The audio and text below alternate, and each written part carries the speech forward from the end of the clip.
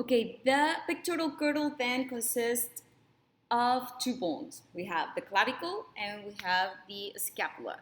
Let's start describing the clavicles. So we have two clavicles, right and left, and they're located on the superior and anterior aspect of the thoracic cage. As you can see, it has this shape. It looks like an S. Um, so how do we know if this is right or left? So I hope you can, through the online course, you can just stick your hands out of, the screen and touch the bone. But I'm gonna describe it for you. So it has two ends. One of the ends, this one is bulky, is fat, and the other one is flat in this direction from superior to inferior, like that. So, and this is, so we are in the same page. This is a superior view of the clavicle. So like that, okay? We're seeing from above. This is called the thick end of the clavicle is called the external end of the clavicle. And it's called the external end of the clavicle because guess what?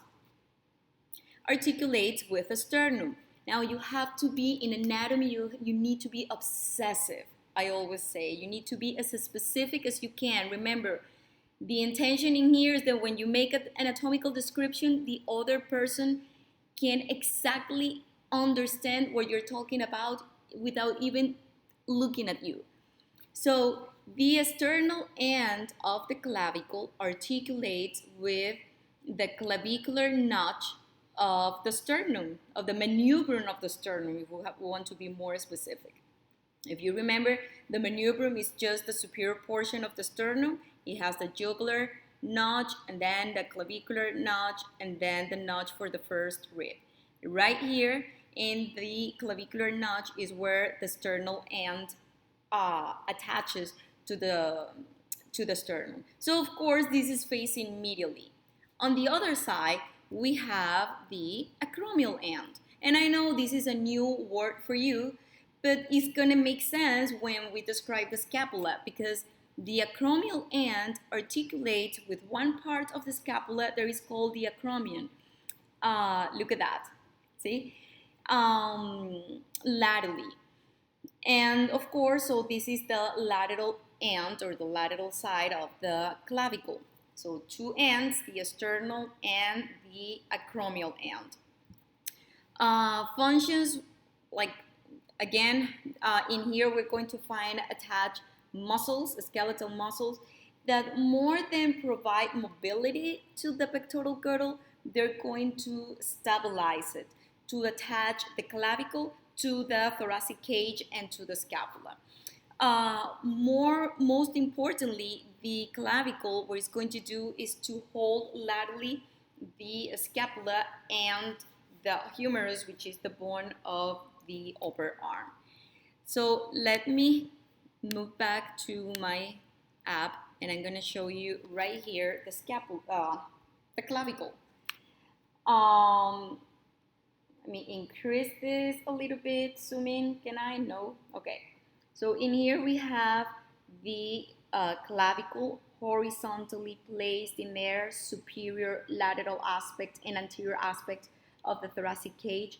See in here how it articulates with the clavicular notch of the manubrium of the sternum, and in here articulates with the acromion of the scapula. I'm gonna show you, I'm gonna rotate it so you can see. I think, no, I cannot. Okay, let me show you one more view. Oh, of course. Stop it. In here. Okay, again, look, this is the clavicle. Cannot shrink that, but look at the S shape. See, so it's convex. This is anterior, this is posterior. Here's the scapula, right? So it's convex anteriorly on the medial side, and then it turns, it's concave anteriorly. See, convex and then concave. And in here we can see how it articulates with the acromion, which is this of the scapula. That's it. So let's go to the next video where we are going to describe the scapula. Shall we?